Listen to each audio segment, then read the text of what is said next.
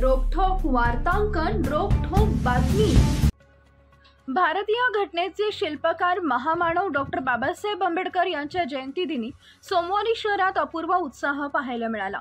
अभिवादन करण्यासाठी डॉक्टर आंबेडकर यांच्या पुतळ्याजवळ दिवसभर अनुयायांची गर्दी उसळली होती।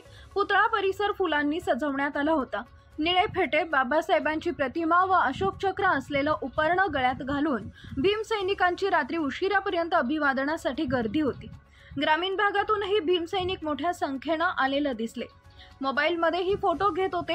जयंतीचं औचित्य साधून बाबासाहेबांची पुस्तके, ग्रंथ, प्रतिमा खरेदी करण्यासाठी मोठी झुंबड उडाली होती।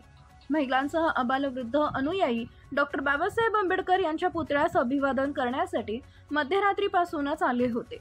शहरातील विविध संस्था, संघटना, राजकीय पक्षांच्या वतीने प्रज्ञा सुवास अभिवादन करण्यात आले। बोलो रे बोलो, जय भीम बोलो, बाबासाहेबांचा विजय असो अशा घोषणांनी परिसर दणाणून गेला होता। महाराष्ट्रातील महत्त्वाच्या आणि ताज्या बातम्या पाहण्यासाठी आमच्या जय हो न्यूज चॅनलला सबस्क्राइब करा आणि बेल आयकॉन प्रेस करा।